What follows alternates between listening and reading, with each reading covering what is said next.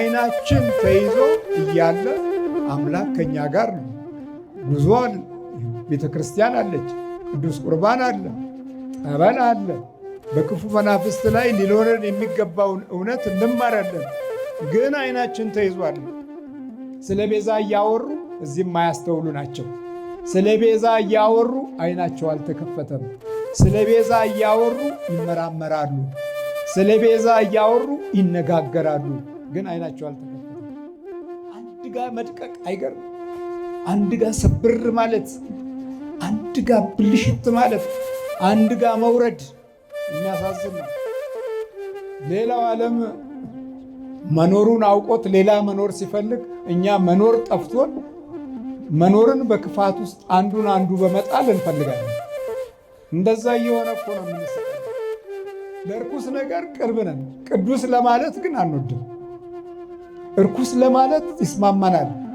ሐሜታችን፣ ጥላቻችን በሙሉ የሚያደላው እርኩስ፣ ክፉ ክፉ ክፉ ወደሚለው ለመሄድ ነው።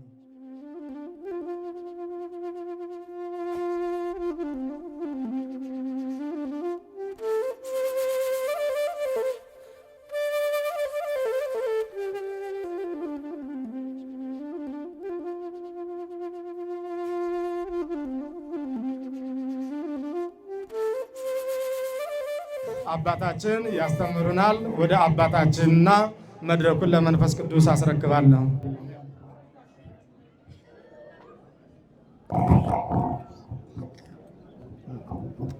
በስመ አብ ወወልድ ወመንፈስ ቅዱስ አሐዱ አምላክ አሜን። የተከበሩ አባታችን መልአከ ሕይወት ኪዳነ ቃል በለጠ ሊቀ ስዩማን አባቶች፣ ካህናት፣ ዲያቆናት፣ የስብከተ ወንጌል መምህር፣ ሁላችሁም የእግዚአብሔር ቤተሰቦች እንደምን አደራችሁ? ልዑል እግዚአብሔር ዛሬም ዘወትርም ለዘላለም ስሙ የተመሰገነ ይሁን።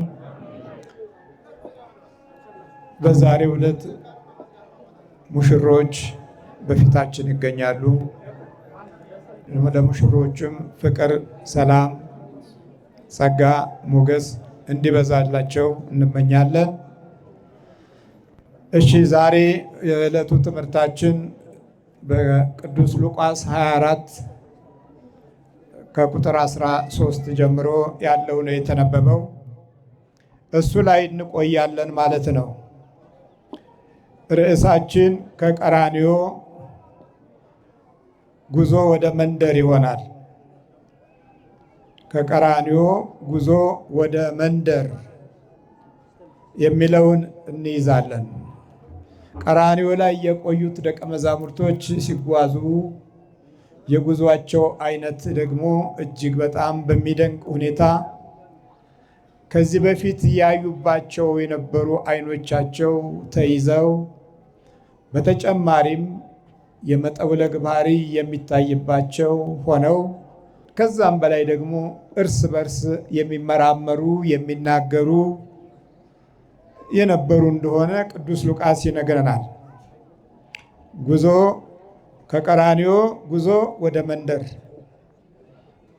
አደገኛው ሁኔታ ይሄ ነው። መንደር ላይ የሚያድግ ትውልድ ማዕከላዊ የሆነ መንፈሳዊ ስፍራ የእውነትንና የበጎነትን የታሪክን እና የመንፈሳዊ ኃይል ጥበብን በእምነት ጉዞ ውስጥ በሚገኝ ጸጋ የማለፍ ምዕራፍን የመናፍስት ጥልቅ የሆነ ጉዳትንና በሰው ልጅ ሕይወት ላይ ለሚያደርሰው ክፉ ደባ ይህን የመሳሰሉትን ነገሮች እንዳይማር ዘግቶ የሚያቆይ ለተለያየ ጥፋት የሚጋብዝ ነው። መንደር ላይ ማደግ። መንደር ላይ በምናድግበት ጊዜ መንደሩን የሚመስል ባህሪ ይኖረናል። መንደሩን በሚመስል ጠባይ ይኖረናል። ብዙ ሰካራሞች ካሉ ከታች ያሉት ልጆች የሚናፍቁት መስከርን ነው። አድገው እስኪሰክሩ ድረስ ምኞታቸው ያ ይሆናል። የሚገርመው ከቀራንዮ ወደ መንደር የሚሄዱ ደቀ መዛሙርቶች ናቸው ዛሬ የምናገኛቸው። ቅዱስ ሉቃስ ሲናገር እንዲህ ይላል። ምዕራፍ 24 ቁጥር 13 ላይ እነሆም ከእነርሱ ሁለት በዚያ ቀን ከኢየሩሳሌም 60 ምዕራፍ ያህል ወደሚርቅ ኤማሁስ ወደሚባል መንደር ይሄዱ ነበር። ጉዞ ጀመሩ። አያችሁ፣ ወደ ኤማሁስ መንደር 60 ምዕራፍ ያህል ጉዞ ነው። 60 ምዕራፍ በሕይወታቸው ውስጥ በፊት ካዩት ነገር በስተቀር ምንም ለውጥ አላገኙም። 60 ምዕራፍ ተጓዦች ናቸው። እንዲህ ነው የሚለው፣ ወደሚርቅ ሩቅ ነው፣ ወደሚርቅ መንደር። ከመንደራቸው ወጥተው እንደገና ወደ መንደራቸው። እግዚአብሔር ምሕረቱን ያብዛልን። ከመንደር ወጥተን ወደ መንደር እድሜያችንን የምንጨርስበት ቦታ እናጣም። ግን በምን አይነት ሁኔታ ውስጥ ነው እድሜያችን የሚያልቀው ብለን ለመገመት ጊዜም ሰዓትም አላገኘንም። ኑሯችን የዋከባ ነው። ስለዚህ በማስተዋል የምንሄድበትን እና የዓይንን ብርሃን የሚሞላውን አምላክ ለማግኘት ወይም በሱ በኩል የሚታለፍበትን መንገድ እንዳናውቅ አንደኛው ትልቁ ሳቢ ወደ ጎን ወይም ወደ ፊት የሚጎትት አሊያም ወደ ግራ የሚጎትት መንደር ነው። የመንደር ጉዞ ሩቅ ነው። 60 ምዕራፍ ነው። ምዕራፉ 60 ነው። በዕድሜ ውሰዱት ደግሞ ይሄንን 60 ዘመን በመንደር መኖር። መንደር ላይ ነገር እየበላን ክፉ እያየን ክፉ እየሰማን ለክፉ ጊዜ ሰጥተን ክፉ ለመስማት እየፈለግን እንሮጣለን። አሁን ምንም ሩቅ አያስፈልግም። ክፉ ለመስማት ክፉ ለማየት ቴሌቪዥኖቻችን በጣም ቅርብ ናቸው። መንደራችን የክፉ ወሬዎች ሁሉ መከማቻ ናት። 60 ምዕራፍ ጉዞ የዕድሜ ልክ አቅጣጫ ነው። 60 ዘመን ሳናስተውል 60 ዘመን ሳናገናዝብ በፍለጋ ላይ ኑሮን፣ ጊዜን፣ ዘመንን፣ ዕድሜን በፍለጋ ላይ እያለን ፈተናዎች እየተደራረቡ የህይወት አቅጣጫዎቻችን እየተበላሹ የህይወት ጸጋና ሞገሶቻችንም ከባህሪያችን ጋር የማይስማማ እየሆኑ ከአካላችንም ከነፍሳችንም እየተጣላን እውነትን ሳንይዘው እውነትን ሳንደርስበት እውነት የት ጋር እንዳለ ፈልገን ሳናገኝ 60 ዓመታት ጨርሰን ሁሉም ነገር አድሮ ጥሬ ሲሆን አስቡት። አይናችን አልከፈት ሲል ነው። እስቲ እንሄዳለን ወደዛ። መንደሩ ሩቅ ነው። ቀራንዮ ድረስ ተጉዘው ነበረ። አሁን እዛ ያለው እይታ ሁሉም ነገር የሚያጨላልም ሆኖ ተገኘ። ይገደል፣ ይታሰር፣ ይሰቀል የሚል በዛ። ደግ ሆኖ በመጣው ጌታ ላይ ክፉ ተፈርዶበት ቀራንዮ ላይ ሲሰቀል አዩ። ሁሉም ሲሰፉበት፣ ሁሉም ሲሳለቁበት፣ ሁሉም ሲሳደቡ፣ ትልልቆቹ የበለጠ ደግሞ ድል አደረገን ብለው ኮርተው ትከሻቸውን አስፍተው አንደበታቸውን ሞልተው ሲናገሩ ሲያዩ ደነገጡ፣ ፈሩ። በዚህማ መንደራችን ይሻላል አሉና ኑራቸውን በመንደር አደረጉ። ብዙ ሰዎች ዛሬ ከርዕዮተ ዓለምም ውስጥ ወጥተው የማይሆን ሁኔታ ውስጥ መሆናቸውን ተገንዝበውም እንኳ ወደ አምላካቸው መለስ ብለው ለማየት እድሉን አላገኙም። የተደበቁት መንደራቸው ውስጥ ነው። የ60ዎቹ ጎረምሳዎች ዛሬ ብርቱ ሽማግሌዎች ሆነው ደቀውም ኮስምነውም 60 ዘመን የሄዱበትን ነገር ሲመለከቱት አድሮ የተበላሸ ኖሮ የጋሸበ ወጥቶ ገብቶ ነገሮች ሁሉ ያልተሳኩለት ሆነው በሚያገኟት ትንንሽ ነገር አኗኗራቸውን ለመገንባት በጭንቀት ውስጥ በውጥረት ውስጥ መንደር ያስጨንቃል። አሁን ደቀ መዛሙርቱ ጉዟቸው ወደ መንደር ነው። ኤማሁስ ወደሚባል መንደር። ኤማሁስ ማሃት ማሆስ ማለት በዕብራይስጥ ፍልውሃ ማለት ነው። ወደ ፍልውሃ መንደር፣ ወደ ፍልውሃ ወንዝ፣ ወደ ፍልውሃ ምንጭ፣ ወደ መንደራቸው እዛ ይሻላል። እንግዲህ ምን እናርግ?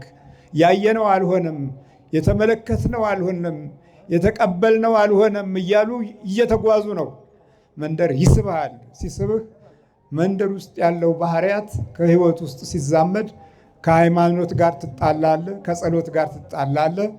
ከዚህ ከተጣላ በኋላ ልምድ የምታደርገው ክፋትን፣ ተንኮልን፣ ምቀኝነትን ነው። በዚህ መካከል ዓይንህ ይያዛል፣ ስነ ልቦና ይያዛል፣ የውስጥ ባህሪ ይያዛል። የውስጥ ህይወት ከተያዘ በኋላ የውጭውን ለማየት ያለን እድል በደብዛዛውና በፈዘዘው በደነገዘው አቅጣጫ ስለምናስተውል እውነትን ከነባህሪው፣ ሰላምን ከነፍቅሩ፣ ሞገስን ከነጸጋው ሳንይዘው መንደራችን እናረጃለን። ማታ አንዳንድ እንበል፣ ጠዋት አንዳንድ እንበል። በቃ ከዛ በኋላ በመጠጥ ውስጥ የተደበቁ ብዙ ትልልቅ ሰዎች አይተናል። ትንንሾቹም የዛው አይነት ባህሪ ብቻ አይደለም፣ ትልቁን የዳፍንት ሱስ ለምደው መንደር ላይ ይቃዣሉ። ሰው መሆን አቅቷቸዋል። እንደ ሰው ማሰብም ያልቻሉ ብዙ ወጣቶች መንደር ላይ ተበላሽተዋል። ወደ መንደር እየሄዱ ነበረ። ስለዚህም ስለሆነው ነገር ሁሉ እርስ በርሳቸው ይነጋገሩ ነበረ። ስለ ቀራንዮ ያወራሉ፣ ግን አሁንም የስነ ልቦና መንገዳቸውን አላገኙትም። መንገዱ ብዙ ነው፣ ብዙ ያራምዳል፣ ብዙ ሰዓት ያስኬዳል። ግን ኤማሁስ ወደኋላ የምትጎትት መንደር ናት። ሲነጋገሩና ሲመራመሩ ይላል ኢየሱስ ራሱ ቀርቦ ከነርሱ ጋር ይሄድ ነበረ። ቀርቦ? ራሱ ቀርቦ አብሯቸው ይሄድ ነበረ። በጉዞው እግዚአብሔር ስሙ የተመሰገነ ይሁን። ባለመረዳታቸው ደግሞ እኛም ከዛው ባህሪው ስለምንካፈል አይነ ልቦናችንን ያብራለን። ሲነጋገሩና ሲመራመሩ፣ አቤት ይሄ በጣም ይገርማል። እየተመራመሩ ነው። ነገር ግን እንዳያውቁት አይናቸው ተይዞ ነበር። አይኑ የተያዘ ተመራማሪ፣ ምኑ የተያዘ? አይኑ የተያዘ ተናጋሪ፣ አይኑ የተያዘ ተመራማሪ። እንዴት ነው ትምህርቶቻችን? ስንት ዘመን አስመረቅን፣ ስንት ዘመን ከዩኒቨርሲቲ ትውልድ አወጣን፣ ግን አይን ተይዟል። ስንት እናቶች ደስ አላቸው የወለድነው ተመረቀ ብለው ለዕለት ኩራት የተሰማቸው ጥቂቶች አይደሉም፣ ግን አይን ተይዟል። እዚህ እኮ አይናቸው ተይዞ ነው የሚመራመሩት፣ እየተመራመሩ ነው። የስልሳው ዘመን ምርምራችን የት ደረሰ? ፈልጉት፣ የለም። የሰማንያዎቹ ዘመኖቻችን ምርምር የት ደረሰ? የለም። የሚሊኒየም ዘመን ምርምሮቻችን የት ደረሰ? የለም። የስልሳው ዘመን ምሩቆሮቻችን ምን አደረጉን? ያው እናውቀዋለን። የስልሳዎቹ በሙሉ ትውልድ በምርምር ጊዜውን ጨርሶ የተመራመረበት ነገር ቢኖር ክፋትን፣ ተንኮልን፣ ግፍን፣ ግማሹን በፈጠራ በደልን በቆጠራ ስንት ዘመን እየተራመድን ቆይተን ምርምሮቻችን የሌለ ታሪክ ፈጥረን እንደገና የሌለ ክፋት አበጅተን ክፋትን በክፋት ግፍን በግፍ ሴራን በሴራ ተንኮልን በተንኮል መፍትሄ ያደረግነው። አያችሁ፣ አይናችን ተይዟላ። እውነት ላይ ለመድረስ አይናችን ተይዟል። እዚህ እኮ አይናቸው ተይዞ ነበረ። አይናቸው ተይዞ ነበር። የአይን መያዝን እኛ አስቀድመን እንዲህ ብለነዋል። ስትማር ከወደቀች አይነ ጥላ አለባት። አልጋ ላይ ሕፃናቶችም ሆኑ አድገውም ሲሸኑ አይነ ጥላ አለበት እያልን አልነበረ?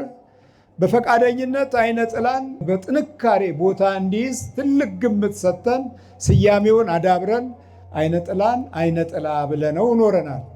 እዚህ እኮ ደቀ መዛሙርቱ አይናቸው ተይዞ ነበረ። አይነ ጥላ እኮ ነው፣ አይነ ጥላ ነው።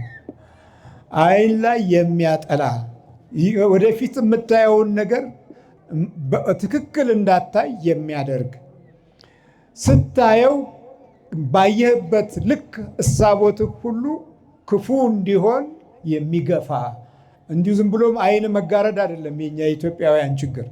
በአይኖቻችን ውስጥ ያሉት ጠንካራ የብርሃን ክፍሎቹን በክፉ በኩል በሌሎች ስውርና በማንነት ላይ ሌላ ማንነት ደባል ኃይል ገብቶ እንኳ ሲጫወትብን ለማገናዘብ ጊዜ አላገኘንም። አይናችን ተይዞ እያለ አምላክ ከኛ ጋር ነው። ጉዞ ቤተ ክርስቲያን አለች፣ ቅዱስ ቁርባን አለ፣ ጠበል አለ። በክፉ መናፍስት ላይ ሊኖረን የሚገባውን እውነት እንማራለን። ግን አይናችን ተይዟል፣ አይነ ጥላ አለብን። የምናስብበት ህሊና የምንራመድበት ብርሃን ከጠላት እይታ ጋር የተያያዘ ነው። ስለዚህ አይኖቻችን ላይ ያለው እውነት በጣም አስቸጋሪ አብሮ እያለ ጌታቸው ተነስቶ እንግዲህ ሞትን ካሸነፈ በኋላ የነበረውን መልኩ ከዛ በፊት የነበረው ገጽታው አብረው ኖረው አብረው ተራምደው አስተምሯቸው ከፊቱ ቆመው አይኑን እያዩ የነበሩ አሁን ሞት ከተሸነፈው በኋላ አይናቸው ተይዟል። እግዚአብሔር ምሕረቱን ያብዛልን። ከትንሣኤ በኋላም አይን መያዝ አለ። አያችሁ፣ ከትንሣኤ በኋላም አይን መያዝ፣ ሞት ከተሻረም በኋላ አይን መያዝ አለ። ለዘመናት አይናችን ስለተያያዘ የዘመኑ ክፋት ሳይለየን ዘመኖችን ወደ ተባረከ መንገድ ለመምራት እድሉን አተን በመንፈስም በስጋም ተጨንቀን የሚጨበጥና የሚያዘው በጉልበታችንና በአቅማችን ያህል ተራምደን እንኳ ልናፈራ ምንችልነው ነገር ሁሉ እየራቀን ሁሉም ነገር ከአይናችን ውጭ እየወጣ ብዙም አይደንቀንም። የተያያዘ ነው። አይናችን ተይዟል። የተያዘ አይን ምን ሊያስተውል ይችላል? ነገር ግን እንዳያውቁት አይናቸው ተይዞ ነበር። እስቲ በዕብራይስጡ ምንድን ነው የሚለው? ሸአይንሄም ካዩ አዞት ቨሎ ሂኪሩሁ ቨሎ ሂኪሩሁ እንዳያውቁት እኮ ነው የሚለው። እንዳያውቁት አይናቸው ተይዞ ነበር። እንዴት ሰው አብሮ የሚውለውን አብሮ የሚሄደውን እንዴት ማወቅ ያቅተው? ለዛውም ረጅም ጊዜ ያስተማራቸው፣ በእጁ ባርኮ ምግብን የሰጣቸው፣ በቃሉ አስተምሮ ልቦናቸውን የገነባ፣ ከመንደራቸው ወጥተው ቀራንዮ ላይ የቆሙ እንዴት አይናቸው ተይዞ ነበረ። እኛም ተይዘናል። ለብዙ ዘመናት የተያዘ አይን አለን።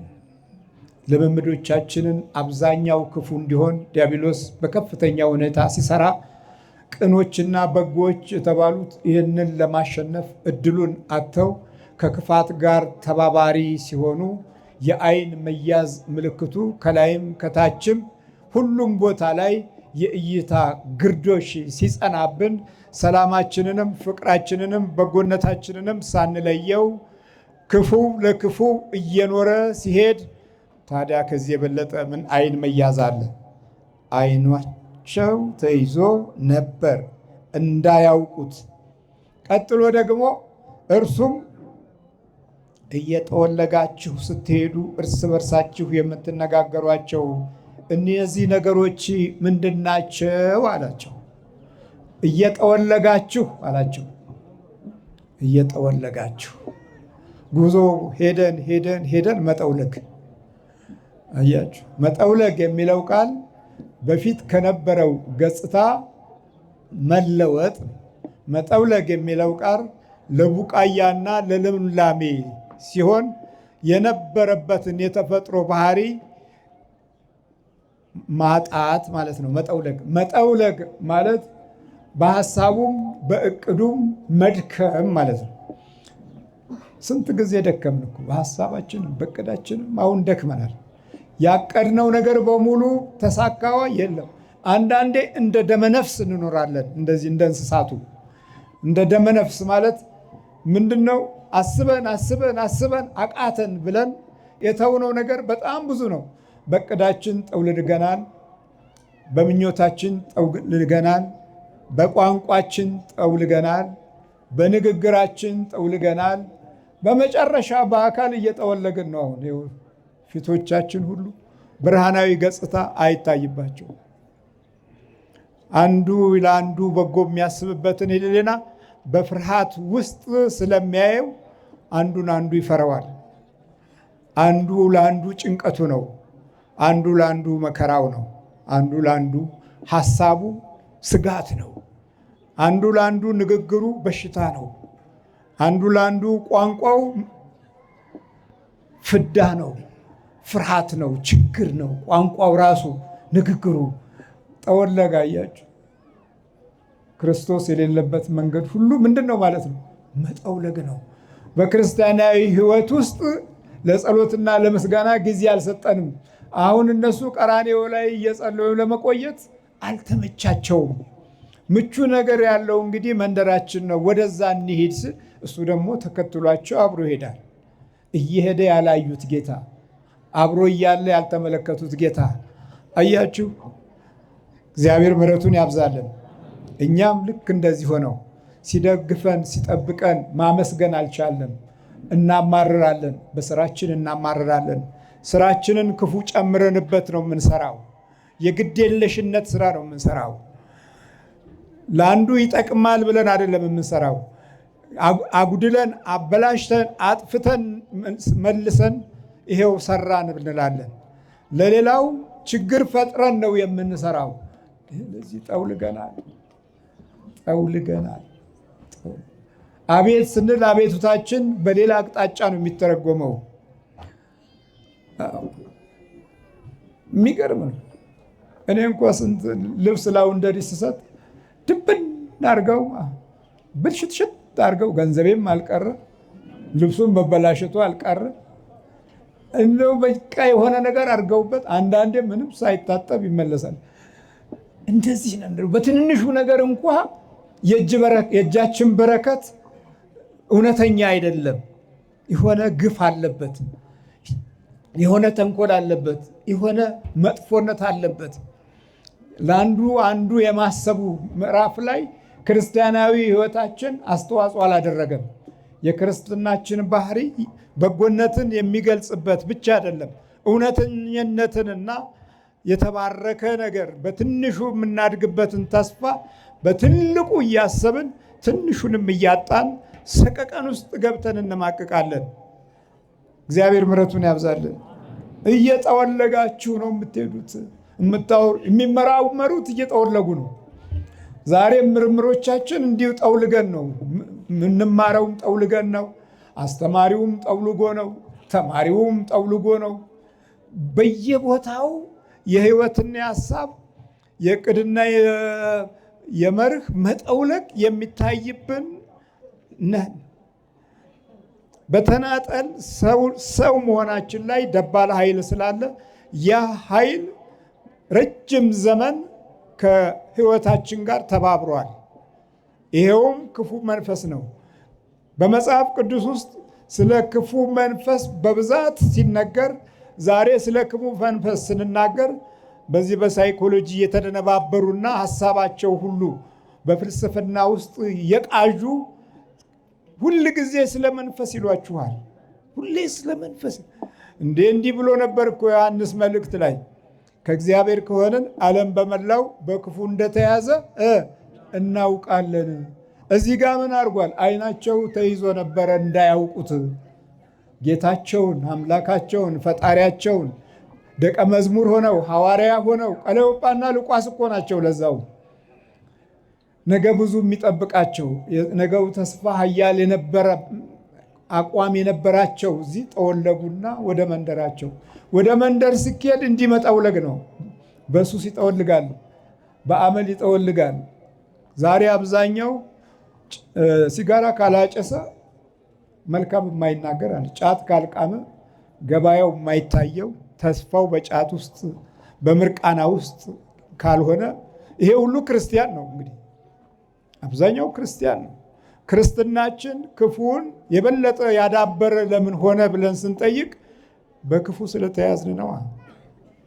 መመቀኛኘቱ፣ እርስ በርስ በመተት መተሳሰሩ፣ በየቃልቻው በየጠቋው በየወንዛ ወንዙ ባደፈጡ የዲያብሎስ ልጆች ከነሱ መፍትሄ መፈለጉ፣ በዛር በውቃቢው መለመኑ መማፀኑ፣ ይሄ ሁሉ ያመጣው ውጤት መጠውለግ ነው። እየሄዱ ጠውልገዋል። ለያችሁ፣ እየተራመዱ ጠውልገዋል፣ እየተናገሩ ጠውልደዋል። ቋንቋዎቻቸው፣ ምርምሮቻቸው ሁሉ በጌታ ፊት እሱ እያደመጣቸው ምንም አልነበረም። ለቀጣይ ትውልድ የሚሆን ሐሳብ የላቸውም። ወደ ነበር ሐሳብ ሄደዋል። ወደ ተስፋ መቁረጥ አቅጣጫ ገብተዋል። እንዲህ ይለናል። አሁንም ቀሌዮጳ የሚባል አንዱ መልሶ አንተ በኢየሩሳሌም እንግዳ ሆነህ ለብቻ ትኖራለህን? አሉት። ትኩር ብሎ አይቶታል፣ ግን እንግዳ ነህ አለው። እግዚአብሔር ምሕረቱን ያብዛለን። ለእምነታችን እንግዳ ነን ብዙዎቻችን። ይኸውላችሁ ዛሬ ይህ አይሰራም ወይ ብልን ይሰራል። ብዙዎቻችን ግዴለሾች ነን። ልጆች በስጋ ተወለዱ እንጂ እንዴት እንደምናሳድግ አላሰብንበትም። እንዴት መንበርከክ፣ እንዴት መጸለይ፣ እንዴት በእግዚአብሔር ላይ መተማመን እንዳለ ለመናገር አቅምም ጉልበትም የለንም። በኪሳራ ድምፆቻችን ግን ማንም አይቀድመንም። በበደል አቅጣጫ ውስጥ ፈጥረን በደልን እንጨምራለን። ትንሿን በደል ትልቅ አድርገን እያወራን ቂም ለትውልድ እናስተላልፋለን። ለነገው የክፉ በቀል ዛሬውኑ ቤታችን በዚህ መንፈስ ተይዟል። ትላንት ከነበረው ክፉ ነገር ስበን ለሚቀጥለው ክፉ ነገር ትልቅ እንዲሆን እገዛ አድርገናል። ዕለት ዕለት ወሬዎቻችን የእግዚአብሔርን ክብርና ኃይል የሚያመጣ አይደለም። በልቦናችን ውስጥ ያለው ጠላት መልካም ድምፆችና ከቃለ ወንጌል ብርሃን ጋር የተያያዘ ሐሳብ ከውስጣችን እንዲወጣ ምንም አይነት የልቦና ፈቃድና ዝግጅት አላደረግንም። ስለዚህ ቃሎቻችን ሁሉ ጠውልጓል። ዓለም ሲቀበልህና ክፉ መንፈስ ሲያይህ በዚህ ጥውላጌ ውስጥ መንደር እንድትቆይ፣ በመንደር እንድታረጅ፣ የመንደር ሰው ሆነህ ነገር ቋጥረህ ዘመንህንና ጊዜህን ለክፉ እንድታውለው የግድ ክፉ ይሰራል። መልካሙ ሲያቅትህ በጎው ነገር ከህይወት ጋር መኖር ሲያቅት ክፉ ነገር አብሮ መኖሩ ግድ ነው። አማራጭ የለም። ስለዚህ ጌታቸውን እንግዳ አደረጉት። አሁን ጸልዩ ስንባል ብዙዎቹ አባቶች፣ ብዙዎቹ እናቶች ቤተ ክርስቲያን ነው የሚጸለዩ እንጂ ጸሎት ቤት እንዴት ቤት ጸሎት ይደረጋል እያሉ ሲነጫነጩ የከረሙ ብዙ ናቸው። በተለይም በዛ በነበረው በፍልስፍና መንፈስ ተይዘው ተደነባብረው አቅማቸውና ጉልበታቸውን ሁሉ ለዓለም ሰጥተው አቅመቢስ አሁንም ሆነው እንኳ ጸሎት እንዴት ኃይል እንዳለው ለመረዳት ራሳቸውን ያላዘጋጁ የመንፈስ እስረኞች፣ በጤናም ረገድ የስነ ልቦና ችግር ያለባቸው ሆነው የስነ ልቦና ችግር ያለበትን ትውልድ ያስገኙት ሁሉ ጸሎት አይስማማቸውም። ስትጸልዩ አስሬ ማዛጋት ከማዛጋ ቢቀር ይሻላል። ስትጸልዩ ወገብ መድከም፣ አይ ወገቤ ከሚንቀጠቀጥ ያቆም ይሻለኛል። የለመድ ነው። አያችሁ፣ ያልሆነ ምቾትን ነው፣ የሚጎዳ ምቾትን ነው፣ ከዲያብሎስ ጋር የሚያስተሳስር ምቾትን ነው። እንቅልፍ ፈልገናል። ስታንቀላፋ እየቃዥህ ታንቀላፋለህ። ስለዚህ ጌታን እንግዳ አደረጉት፣ አምላክን እንግዳ አደረጉት። ዛሬ እንግዳ ሆኗል እኮ ዛሬ በጣም በጣም በጣም ለቤተ ክርስቲያናችን እንግዳ እንደሆነ አድርገው የሚናገሩት ሰዎች በዙ። ቢያውቁም ባያውቁም ተጠልፈውም በመንፈስ ታስረው ይሁን አለበለዛም የሌላው የትልቅነት ብቀላው በባህሪያቸው ውስጥ ሲበዛ እንግዳ አረጉት። ትላንት እንደማናቅ፣ ትላንት በክርስቶስ እንዳልተጠመቅን፣ በክርስቶስ እንዳልኖርን አብዛኛው የቸልተኝነት መንፈስ ያደረበት ትውልድ ክርስቶስን እንግዳ አደረገው። ሌሎች ይነግሩናል አሁን ስለ ክርስቶስ። አይገርማቸው? እግዚአብሔር ምሕረቱን ያብዛለን። ጉድ አይደለም የንቀቱ ደረጃ የት እንደደረሰ፣ የሀሳብ መጥፋት፣ የአቅም ማነስ እና በመንፈሳዊ ጉዞ ውስጥ ሕሊናን ለመግዛት እና ትሕትናን፣ በጎነትን፣ ፍቅርን፣ ሰላምን፣ ከሞገሱ ጋርና ከጸጋው ጋር ለማለፍ ሲያቅተን ክርስቶስን አሁን እንግዳ አደረግነው። ይኸው እዚህ እንግዳ አደረጉት እኮ። እግዚአብሔር ምሕረቱን ያብዛለን። እንግዳ ነህ ሆይ ያሉ እኮ። እንግዳ ነህ ሆይ እንዴት ነው የማታውቀው? አይናቸው ተይዞ በራሳቸው እውቀት ውስጥ ያለውን ሐሳብ ለጌታ ይናገራሉ።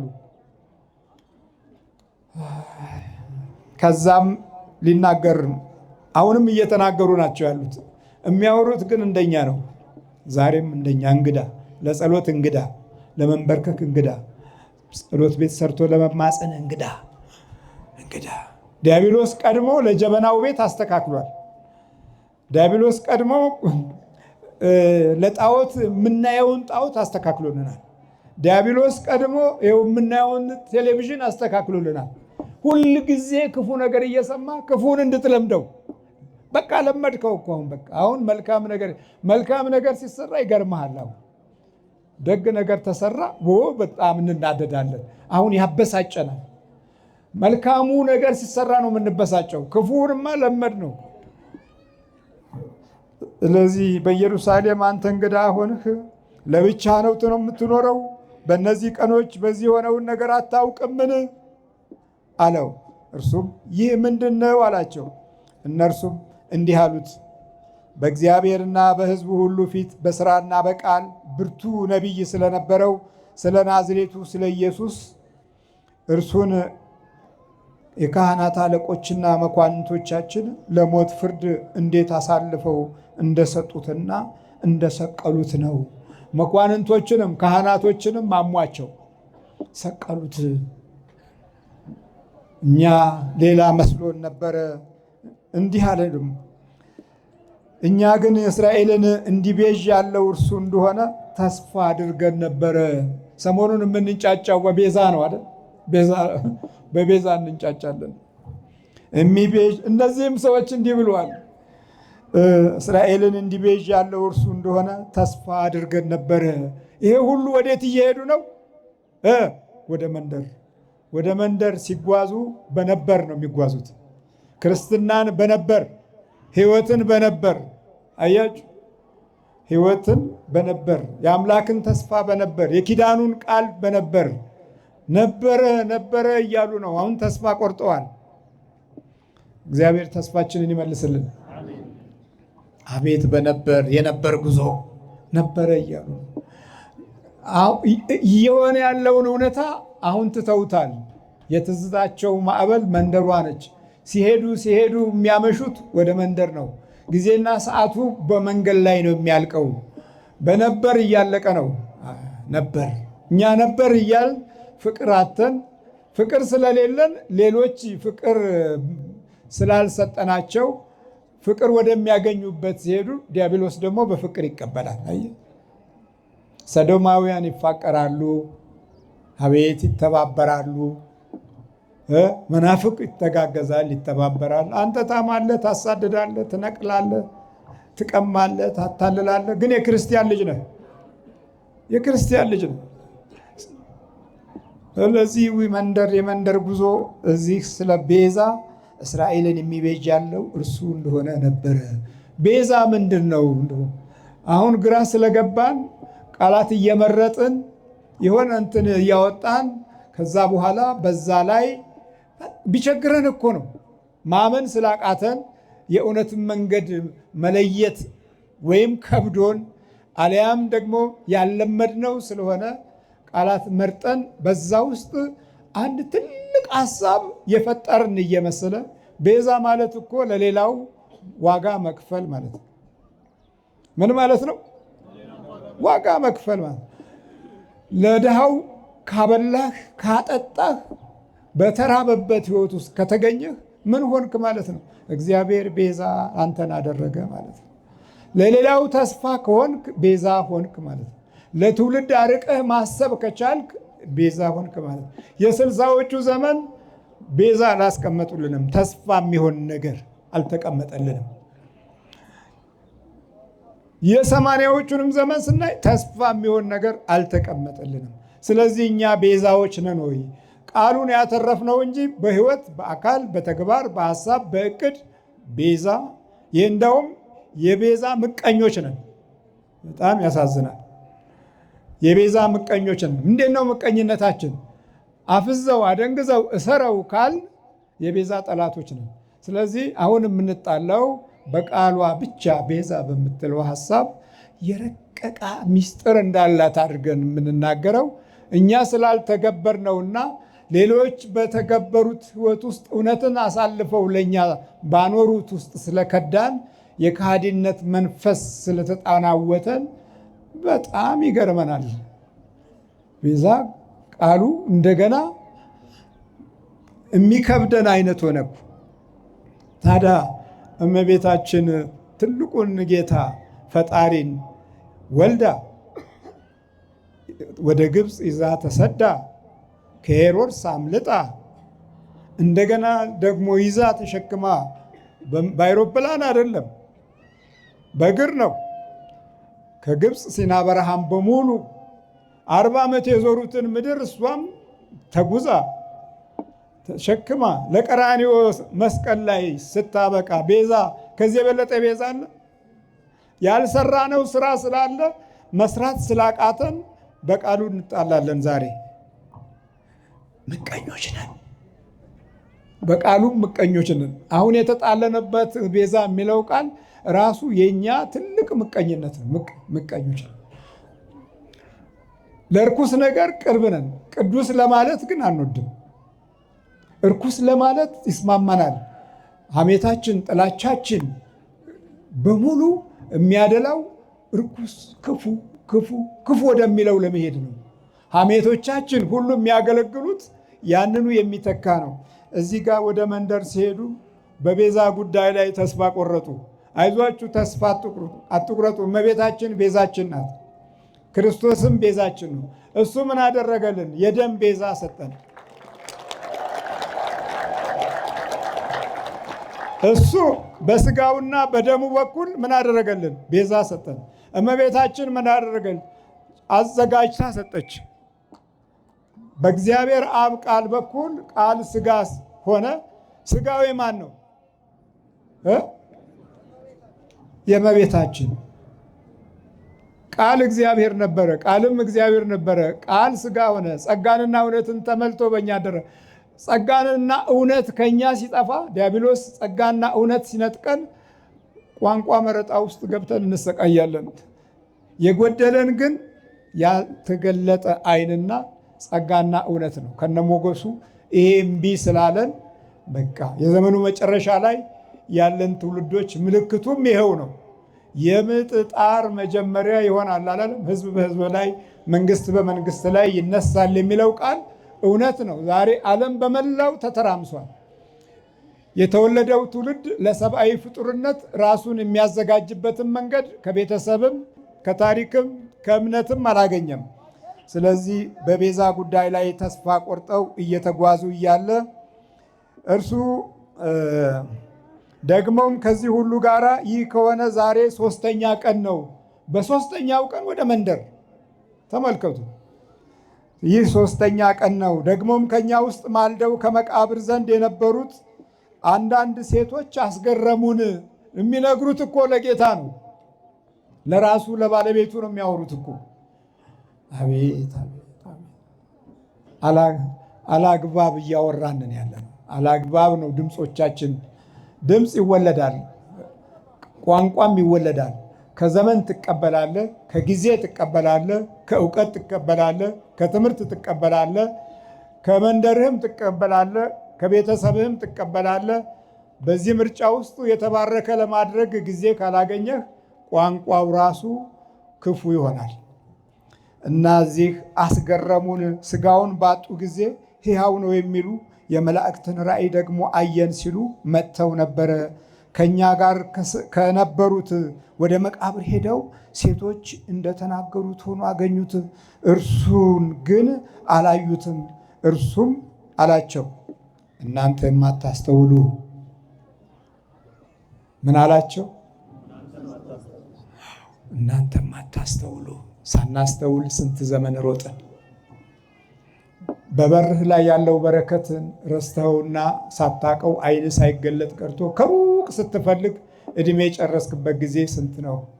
እድልህ በቅርብ ሆኖ እያለ እድልህን አጥተኸው ስትማሰን ስትደክም፣ አቤት ሌሎች እድልህን ሲወስድብህ ሳታውቀው ቀርተህ ዓይን ሳይገለጥ ቀርቶ በአንተ እድል ሌላው ሲባዝንበት አንተም ስትባዝን፣ አቤት ስንት ዘመን አለፍን። እናንተም አታስተውሉ። ነቢያት የተናገሩትን ሁሉ ልባችሁ ከማመን የዘገየ ስለ ቤዛ እያወሩ እዚህም ማያስተውሉ ናቸው። ስለ ቤዛ እያወሩ ዓይናቸው አልተከፈተም። ስለ ቤዛ እያወሩ ይመራመራሉ። ስለ ቤዛ እያወሩ ይነጋገራሉ፣ ግን ዓይናቸው አልተከፈተም። እግዚአብሔር ዓይናችንን ይክፈትልን። ይሄ የምናየው ዓይን ክፉን ብቻ የሚያይ ስለሆነ ያልተገለጠልን ብዙ ነገር አለ። ይሄም ባለመንበርከካችን፣ ለጸሎት ጊዜ ባለመስጠታችን፣ የአምልኮት ዘመን ጊዜ ባለመውደዳችን፣ በልተን ጠጥተን በመተኛታችን፣ ወግና እንዲሁ ብቻ በባህል በመኖራችን ዓይናችን ተይዟል። እዚህ የምታዩት ቀለዮጳና ሉቃስ እኮ የእኛ አስተማሪዎች ናቸው። የዓይናችን መያዝ የግርዶሹ ተምሳሌት ሆነው ነው እኮ የምናየው። ከዛ የማታስተውሉ አላቸው። የማታስተውሉ ልባችሁ ከማመን የዘገየ ክርስቶስ ይህን መከራ ይቀበል ዘንድና ወደ ክብሩ ይገባ ዘንድ አይገባምን? ከሙሴና ከነቢያት ሁሉ ጀምሮ ስለ እርሱ በመጽሐፍት ሁሉ የተጻፈውን ተረጎመላቸው። ወደሚሄዱበት መንደር ቀረቡ። እርሱም ሩቅ የሚሄድ መሰላቸው። ዓይኑ የተያዘ አሁንም እየመሰለው ነው የሚኖረው። እምነቱን በመሰለኝ ነው የሚይዘው። በጸሎት እየተደገፈ በእግዚአብሔር ቃል እየታነጸ በራእይ ደግሞ እየጎለበተ በመገለጥ እየበረታ አይደለም እኮ የሚሄደው። እዚህ አቤት በመሰለኝ ሩቅ የሚሄድ መሰላቸው። ከሩቅ መጥተው ከቀራንዮ መጥተው መንደራቸው ሲደርሱ ገና ሩቅ የሚሄድ መሰላቸው። እግዚአብሔር ሩቁን ዘመን ቅርብ ያደርገልን፣ የምሕረቱን ዘመን ያቅርብልን። ሩቅ የሚመስለን ነገር አለ። አሁንም ሩቅ እና ሩቅ የሚሄድ መሰላቸው። እነርሱም ከእኛ ጋር እደር ማታ ቀርቧልና ቀኑ ሊመሽ ጀምሯል ብለው ግድ አሉት። ና እባክህ አሉት። ይህን ያህል ጊዜ ስንጫወት ስንነጋገር ነበረ፣ ግን ጌታቸው ነው እኮ። እንዲህ መታወር አላያችሁ። አሁን ሚስት የባልን ሀሳብ አታውቅም፣ ባል የሚስትን ሀሳብ አያውቅም።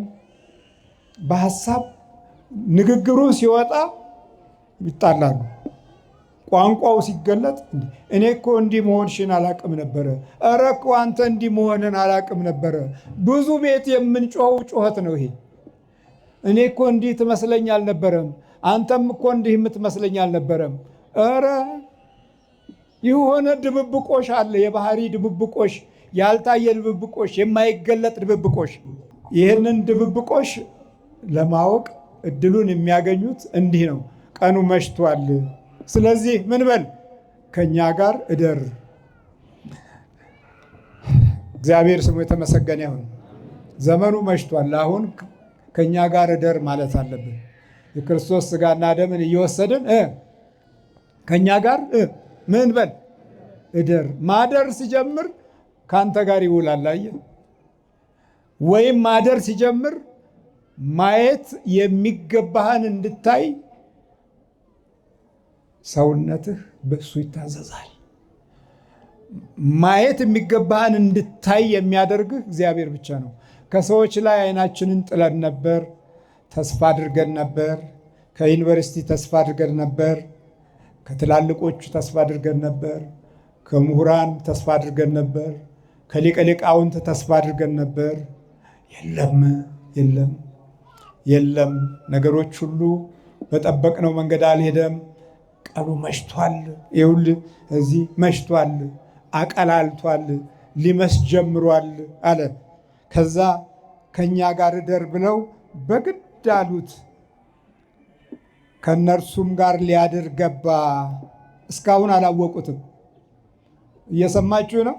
እስካሁን አላወቁም። እስካሁን እኛ ክርስቲያኖች ነን፣ ግን እስካሁን ያላወቅ ነገር ብዙ ነገር አለ። ህልሞቻችንን አላወቅነውም። ትምህርቶቻችንን አላወቅነውም። ኑሯችንን አላወቅነውም። በየትኛው በረከት በኩል ማለፍ እንዳለበት የመስጠትን ዋጋ ከምቀኝነት ጋር አድርገን መስጠትን ጠልተነዋል። መባረክን ከፍቅር ጋር አላዝነውም። በሰው ልቦና ውስጥ የሚያደርስ ስብዕና አተናል።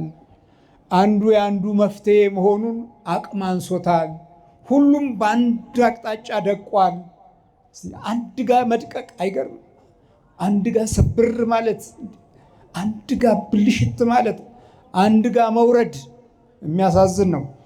እና ከእነርሱም ጋር ሊያድር ገባ። በማዕድ ተቀምጦ ሳለ እንጀራውን አንስቶ ባረከው ይላል። ለመጀመሪያ ጊዜ እዚህ ጋር ደግሞ ሲደክም ውሎ ሲጓዝ ውሎ ሲመሽ ባረከው። እግዚአብሔር ሆይ ሲመሽ ባርክልን።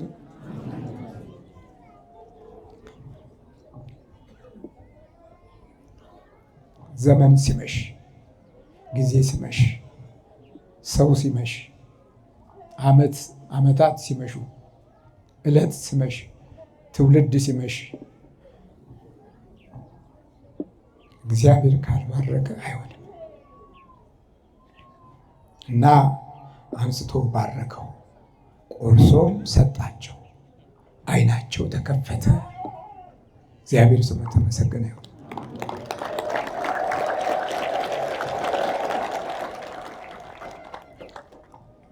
ከትምህርት ቤት ዓይን አይከፈትም። እንደውም ዓይናችን ጠፋ። ከትልልቅ ተቋሞች ዓይናችን አይከፈትም። እንደውም የምናይበት ዓይን ብቻ አይደለም፣ ስነ ልቦናችንም ጠፋ። ስነ ልቦናችንን አጣ ነው። ሰው የመሆን ምዕራፋችንን አጣ ነው። እንደ ክርስቲያን የምናስብበትን በጎነት አጣ ነው። ፍቅሩን አጣ ነው። ሰላሙን አጣ ነው። የሚከፈተው የእግዚአብሔር እጅ ሲነካ ብቻ ነው። እግዚአብሔር እጅ የነካው እንጀራ ሲከፈት ያምርበታል። ስለዚህ ጌታ ሆይ እንጀራ ይንካው፣ ሕይወቴን፣ እድሌን፣ ዘመኔን፣ ጊዜን ንካው። ምንም ላይ መስላችሁ ይቻላል። ዛሬ ነው የመጣችሁት። ያልተነካ ሕይወት ስለሆነ አይገባንም። እግዚአብሔር ሲነካን ዓይናችን ይገለጣል። ከተገለጠ በኋላ እልቂት የለም፣ ፍጅት የለም፣ መባላት የለም፣ መናከስ የለም፣ ዘር የለም፣ ጉስቁልና የለም። ሌላው ዓለም መኖሩን አውቆት ሌላ መኖር ሲፈልግ እኛ መኖር ጠፍቶን መኖርን በክፋት ውስጥ አንዱን አንዱ በመጣል እንፈልጋለን። እንደዛ እየሆነ እኮ ነው የምንሰቃየው። ከነርሱም ተሰወረ ይላል። ዓይናቸውን ከገለጠ በኋላ የተሰወረ እነሱ ውስጥ ተሰወረ። ልክ እነሱ ውስጥ ሲሰወር እንዲህ ሆነ። እርስ በርሳቸው በመንገድ ሲነጋገረን፣ መጽሐፍትን ሲከፍትልን ልባችን ይቃጠልብን ነበር አልነበረምን ተባባሉ። አሁን ማስተዋል ጀመሩ። እምነት ገባባቸው። ማየትን አወቁ። ማየትን ሳናውቅ እንዴት እናምናለን? ማየትን እያየን እንኳን እናምንም እኮ። የመንፈስ ጉዳትና ስብራት አለብን ስንል እናሾፋለን። ቦሌ እኮ መጀመሪያ ጎርጎርዮስ የነበርኩ ጊዜ ስሜ እኮ ልብ መልስ ነበር። በመንገድ ሲሄድ ሰበት ተማሪው ልብ መልስ እያለ ይቀልድብኛል። ልብ መልስ መጣ ይላሉ። ልብ መልስ አዲሱ ትውልድ ነው እንደሚቀልደው። አሁን አርጅተዋል። ያ ቀልዳቸው ዋጋ አስከፍሏቸዋል። አሁን ሁሉም በራሱ ግራ ገብቶት ያ እውነት ነበር እንዴ ይላል። ቆይቶ ነው ቆይተን የምንባንንበት ህይወት በራሱ ጊዜ ገለን እድሜ አበላሽተን ነው የምንባንነው። እና እዚህ ከዛ ወዲያውኑ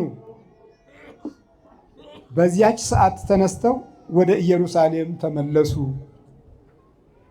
በጨለማ በመሸ ጊዜ መጥተው እቤት ገብተው አላደሩም። ወዲያውኑ ተመለሱ። በቃ የብርሃኑን ጊዜ ደክመው የጨለማውን ጊዜ በረቱ። ምናቸው ሲገለጥ? ዓይናቸው ሲገለጥ። ዓይን ያልተገለጠልህ አብዛኛው በተፈጥሮ ዓይን ያለው ብለህ ነገ ዓይንህ ሲያዝ መግቢያው መውጫው ጨንቃል። ዛሬ ያስቀመጥነው አሁን ፍዳ የሚያሳየን ያ ያስቀመጥነው ነገር ነው የሚያስጨንቀን። ስለዚህ ይኸውላችሁ ጨለማውን አልፈሩትም። በቃ አሁን ዓይናቸው ይበርቷል። ማን አበራላቸው? በቃ አሁን አይፈሩም። መጠውለግም የለም፣ ከማመን መዘግየትም የለም፣ ከማስተዋል ማጣትም የለም። በውስጣቸው እርሱ መሆኑን አወቁት። ግን ከመሸ በኋላ ዛሬም ከመሸ በኋላ እግዚአብሔር ዘመኑ የዘመን መምሸት፣ የጊዜ መምሸት፣ የዓመታት መምሸት በጣም እየሮጠ ስለሆነ ዛሬ በመሸው ጊዜ ውስጥ ጌታ ሆይ ከእኛ ጋር እደር ብለን ማታ ማዕዳችን ላይ አባታችን ሆይ ብለን መብላትን ማዘውተር ግዴታ መሆን አለበት። ታፍራላችሁ እኮ አባታችን ሆይ ለማለት። አባታችን ሆይ ብለን ያልበላነው እንጀራ ሁል ጊዜ እየሸሸን እየራቀን ሄደው እያመለጠን ሄደው። ስለዚህ በክርስቶስ ሥጋና ደም ታትመን ዓይናችን እንዲበራ የልዑል እግዚአብሔር አምላክ ቅዱስ ፈቃድ ይሆነልን። በሰማይ ቸርነቱ ጎብኝቶ በደህንነቱ ሞገስ ሕይወታችንን ጠብቆ የመንግሥት ወራሾች እንድንሆን አምላካችን ያብቃን። አሜን።